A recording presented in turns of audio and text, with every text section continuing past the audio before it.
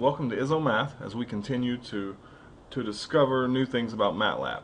In this video, we're going to use our gas prices data and we're going to talk about some statistical functions on that data. We're going to talk about adding matrices and arrays, and we're going to talk a little bit about some mathematical operations and how they work in MATLAB. Well, the first thing I want to talk about is the min, max, and mean functions, statistical functions. So let's say we want to take the min of Germany. So that's going to give me, so I have my, if you look over here, I have my Germany vector there that has all the gas prices for Germany from the years 1990 through 2008. And so if I write min Germany, that gives me the minimum of that variable. And it says that the minimum gas price in Germany from 1990 to 2008 was $2.65 per gallon. Okay, and if we want to know when did that happen, let's do like this. Let's say min Ger index Ger equals min Germany. Okay, and so that would tell me that it happened the first year. So if we look at Germany, that first year here, 1990, was the lowest gas price, $2.65. So if we see there, when we do it as a vector itself, it gives me the minimum value and it gives me the index where it found that minimum value. Okay. If I want to find maximum values, so the max of, say, Italy, again you see here I have Italy as one of my variables, and in it contains all the gas prices, so 19 by 1, so it contains 19 gas prices in one column. And if I do the max, it's going to tell me that the max was $7.63 per gallon. Wow. Let's find out when that was. Let's say max Italy, comma, index Italy equals max Italy. Alright, that's 19. Well, that was the last year. So if we look at Italy, that's going to be in 2008. 2008 down here. If we see here, that last column, or that last row, is 2008. That's $7.63 per gallon. Now I'm going to clear the screen. Remember, CLC clears our screen. Let's talk about adding matrices. Let's say A equals 1, 2, 3, and that gives me a new row when I put the semicolon in. 4, 5, 6. Okay, so we see we have a matrix there with the first row is 1, 2, 3, the second row is 4, 5, 6. So the second one, B equals 8, 9, 10. 1, 2, 3.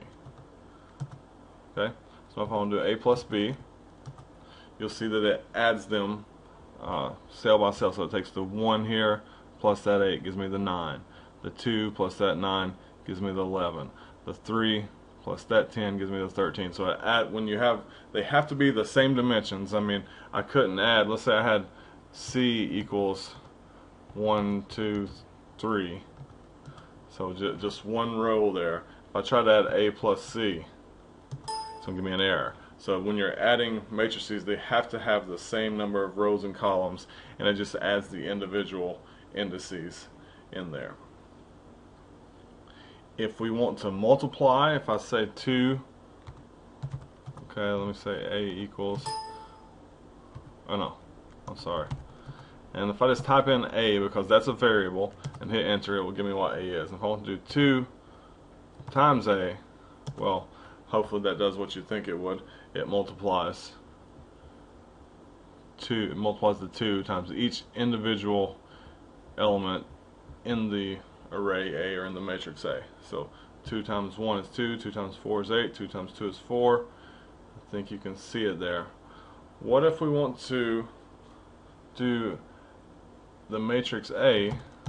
So here's A, here's B. What if I want to do A times B? What's that going to do? It's It's not going to like that because it needs to be, when we do A star B, it's trying to do matrix multiplication. Okay, so we know when we do matrix multiplication, we have to have the number of columns in A match the number of rows in B. So if I create a C equals, let me just create a column vector. Let's say 3, 4, 5. Now I can do A star C, and that gives me, that is regular matrix multiplication. But what if you just want to multiply A times B, and you want to multiply each individual element times each individual element? Okay, so A equals B.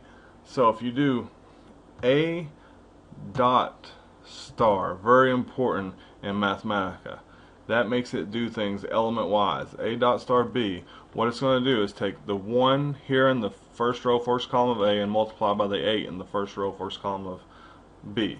It's going to take the 2 in the first row, second column of A, and multiply by the 9 in the second row, second column of B. So that's when you do dot star, that's going to give you your element-wise multiplication.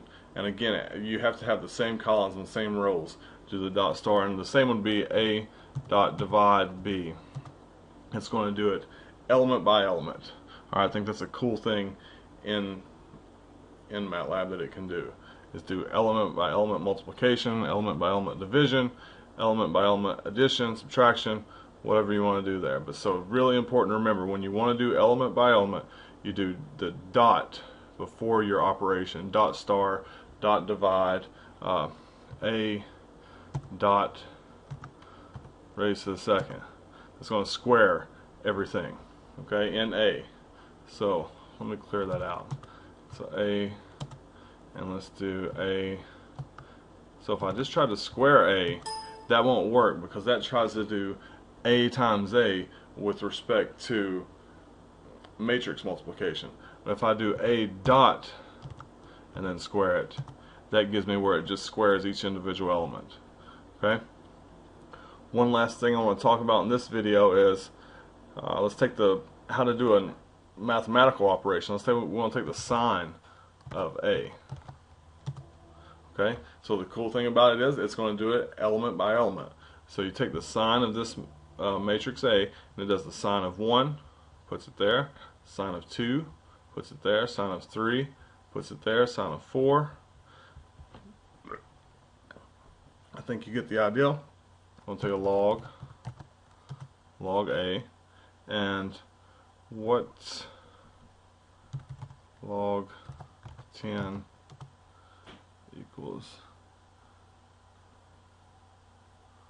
so what base is that? So what raised to the 2.3026 equals 10? So that's base E, right? So the XP raised to the 2.306. Okay, yeah. So that is when you take the log, the LOG, just log, in MATLAB, that is going to refer to the log base E. Okay? And I think that's going to be enough for this video. We'll see you in the next video.